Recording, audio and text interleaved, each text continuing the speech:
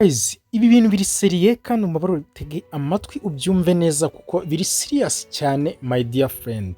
Ntabwo niyumvisha ukuntu ushobora kwiyumvisha ko aya mafaranga na gutyo ushobora kuyakora kandi ukaba bibasha kuba byakunda ariko ukaba utabishyiraho umutima. Ngiye iyo umuhaye urugero BNB nyizi iri ku madolari 800 ngira ngo na 80, urumva byavuye muri miliyoni na magana y'amanyarwanda, none imaje kumanuka ize ku gaciro k'amadolari 650, urumva ko imaje kumanuka ku buryo buhagije. Ariko iyi BNB nuko impamvu iri kumanuka nuko cryptocurrency muri iyi minsi zose ziri kumanuka. Iyo uje rero ukareba aya mafaranga, niba BNB imwe yonyine ihagaze ibihumbi 880 ndetse n'amafaranga 0.91 y'amanyarwanda, ibihumbi 880 kuri BNB imwe yonyine ushobora gukorera. Dore reba ni imwe yonyine ivunjwa amafaranga angana gutya 880. Aya mafaranga ni menshi. Aya mafaranga twebwe rero kuyakorera twabigize nk'umwuga biroroshye cyane. Niba ujye ukurikira amavideo yose ngenda nkukorera nyirango amafaranga wagiye ubona uburyo twagiye tubasha kuba twayakoreramo. Tugarutse nk'uyu munsi ngiye magajije kubikuzamo inshuro nyinshi zirenze imwe. Uje nk'uyu munsi ukaza ukagera kuri BNB, no urugero ukaza ukagera kuri BNB gutya ukayinjiramo. Iyo umaje kuyinjiramo ugera kuri page yabo ukareba, cyangwa se kuri page yanjye ngewe ku giti cyanjye uraza ukitegereza aya mafaranga ari aha ngaha hejuru. Ngira ngo urabona ko dufitiyo 0.001 bya BNB. Ana amafaranga nemerewe kubikuza. Hano harimo transaction ngewe nikoreye ku giti cyanjye nabikuje, hari n'izindi zikiri muri pending. Ndaguha urugero, nuza ukareba aha ngaho ugakanda ukinjiramo, ngiye kukwereka ahantu nka hane ushobora gukora amafaranga ukanayabikuza bigakunda akajya kuri telefone yawe. Iyo uje ugakanda hano kuri transaction hano hasi ngira ngo urahabona aha ngaha, uraza ukinjiramo gutya my dear friend. Abanyarwanda mube serious, mube seriye ku bijyanye no kubikuza no gukora amafaranga online. Hari amafaranga ariko abantu benshi ntabwo bajya babiha agaciro. Uraza hano ukareba izi transaction nakoreye, izi zose transaction.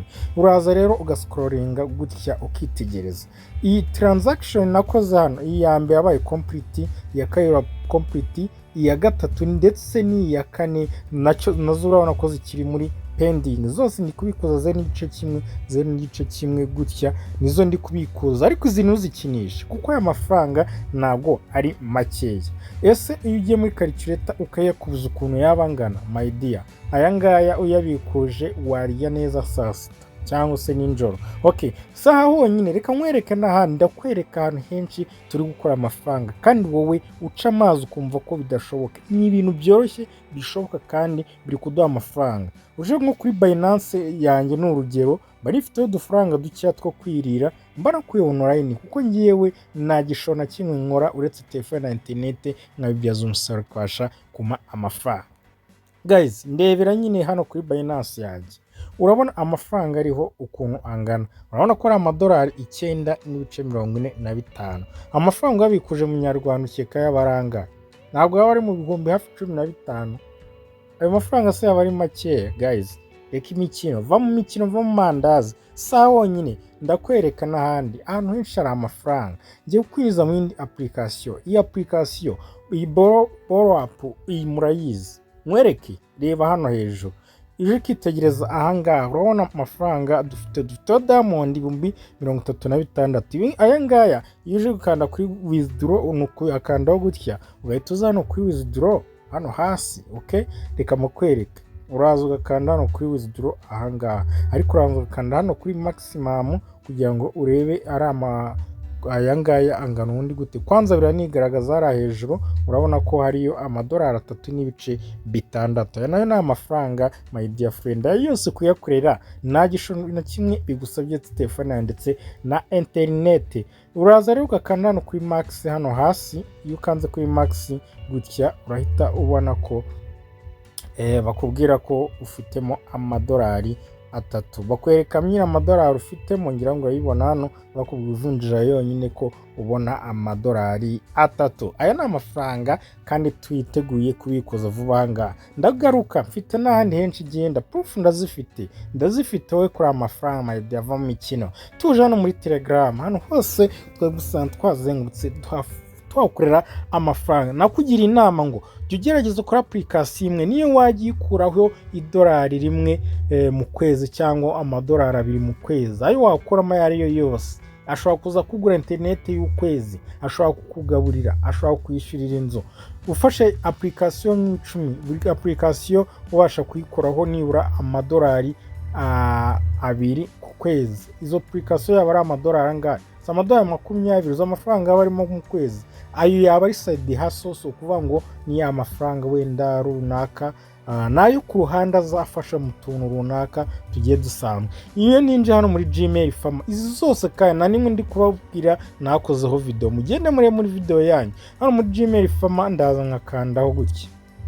Nyumaje ukanda kuri Gmail fama, hano ndaza hano nkahita nireba balance mfite 0.94. aya ngaya akenewe kubikuzwa nayo, ubu nshatse nahita nyabikuza aka kanya. Iyo ugakanda hano kuri baka bahita bakwereka balance, ngira ngo hano balance urayibona gutya, ukaza ukayikandaho. Iyo imaje kuyikandaho hano bahita bakwereka yuko ufite amafaranga agera ku madolari 9, ndetse yewe andi nayo turaza kuyakira vuba 0.01. aya nayo araza vuba cyane. Okay, saha honyine ndagaruka, nakubwiye ko mfite hano ariko habaye hatanu.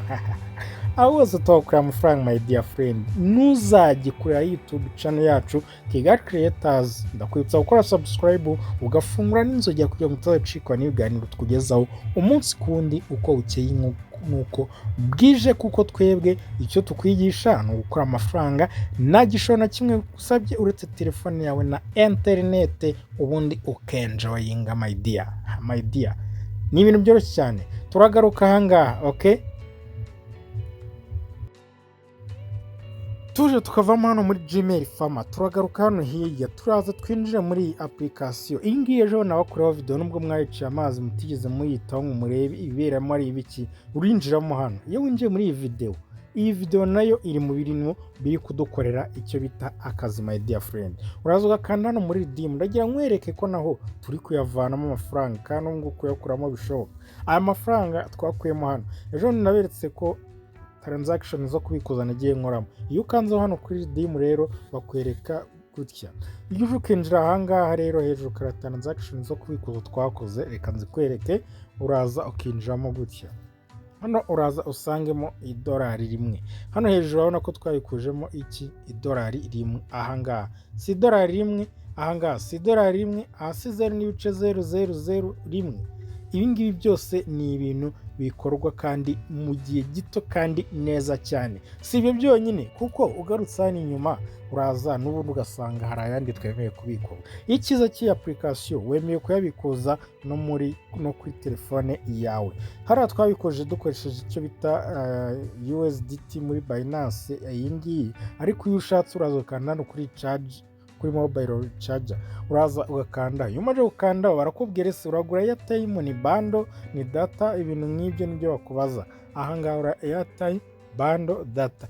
Rero wowe uraza ukayangaya ari hejuru kwa ngana, warangiza ugakanda hano ngo service provide.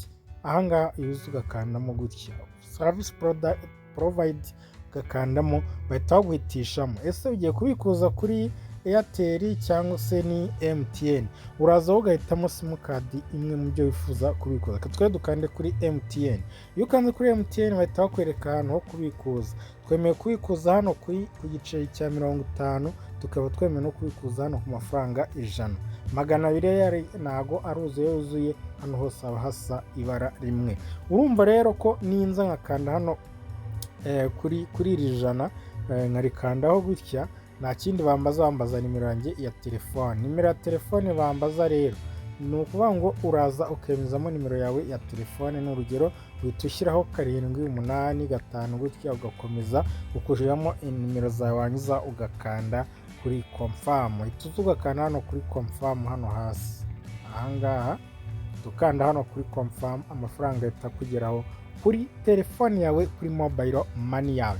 Guys, nizere yuko ahantu hose nkohereza saa honyine, hari n'ahandi henshi mu yindi telefone nkoresha nayo mfitemo ahantu henshi ho kubikuza amafaranga. Icyo usabwa wowe ni ukuzirikana yuko online tuhakura amafaranga kandi akatugeraho tukayikuza tukayanywamo icyo dushaka. Waba unywa inzoga, waba unywa fanta, waba unywa amata, ugakoramo icyo ushaka, ariko ari amafaranga yawe wikorereye online. Ufite telefone nziza? Ni koko ndabyemera rwose, ufite telefone nziza, ndetse ni nawe muntu uba kuri wifi cyangwa se banyu mufite wifi, cyangwa se ni wowe ugura data nyinshi zigiye zitandukanye. Ariko si ibyo bintu bikumara iki, uretse kwifata selfie ndetse yewe ukifotoza amafoto menshi agiye atandukanye meza ugapostinga ku mbuga zawe, ariko ibyo posti wakoze na income nimwe ishobora kukwinjiriza. Twebwe rero ntabwo ari uko bihagaze, ko twe tubibyaza umusaruro. Nakugira inama yo gufata interinete na ya smart nziza cyane, ukaba ari ukoreramo akazi. Inside hustle ni amafaranga aza yiyongera ku mushahara wawe ukwezi ukorera, cyangwa se wowe ubaye udafite akazi ukaba udakorana n'aya online, ko nta kintu na kimwe bigusabye. Ibyo bikoresho ufite iyo device yawe na interinete ya buri kwezi ugura, ko byagufasha kugaruza indi interinete, cyangwa ko byagufasha kwiguriramo indi telefone, ko byagufasha gukoresha imwe indi yapfuye. Kuki udashobora kumva ko online wakorera amafaranga kandi akabasha kuba yakugirira umumaro? Ko ari ibintu byoroshye bidasaba ubwenge bwinshi. Icyo bigusaba, biha umwanya, ubihe igihe, ubihe time yawe, nurangiza ugende ukorera amafaranga, uyabyaze umusaruro wifashishije telefone yawe ndetse na interineti. Guys, ndakugira inama kuba kuri YouTube yacu, uko uzabisobanukirwa byinshi bigiye bitandukanye, ubona amavideo mashyashya, tukwereka application nshyashya ziri gutanga amafaranga, website ndetse n'ibindi bigiye bitandukanye. Ngira ngo nagiye nkwereka muri High Farmer, urabizi ko twabikujemo amafaranga menshi. Ngira ngo video narayikoze, murayizi, mwarayibonye, amafaranga abashije kutugeraho mwese murabizi, mwarayibonye, abantu tubana nabo kandi tutabana ahangaha. Ndakubwiza ukuri yuko ibihamya birahari. Unyarukiye kuri YouTube channel ugende urebe video twagiye dukora zose. Twe dukora amavideo agaragaza uburyo tuyikuza amafaranga, ntabwo tugaragaza ibintu byo kuzashyira mu nzagiye. Oya, twe tugaragaza video y'ukuntu amafaranga abasha kuba yabikuzwa. Ngira ngo urebye aya ni amadolari 5 twabashije kubikuza. Ngira ngo hano birigaragaza, barakubwira ko ayo wabikuje iki gihe nibwo twabikuje dukoresheje iyi payment, niyo batubwiraga icyo gihe tubasha kuba twabikuza. Byagenze neza, amafaranga yabashije kutugeraho. Ngira ngo urabona hano barakubwira ngo iyi payment you pay out to request has been successfully created, will be processed without 1 hour. Isaha imwe amafaranga yaramaje kutugeraho. Guys, amadolari 5 tuyakenyereraho, ni ibintu byoroshye cyane. Nawe rero tugwaye ikaze muri uyu muryango mugari. Kora subscribe, ufungure inzogera, ndetse ujye muri comment wandike icyifuzo cyangwa se igitekerezo wifuza, twazagaruka ku biganiro byacu bigiye bitandukanye. Ciao, tuzasubire mu zindi video zacu z'ubutaha. Turabakunda cyane. Astra Vista.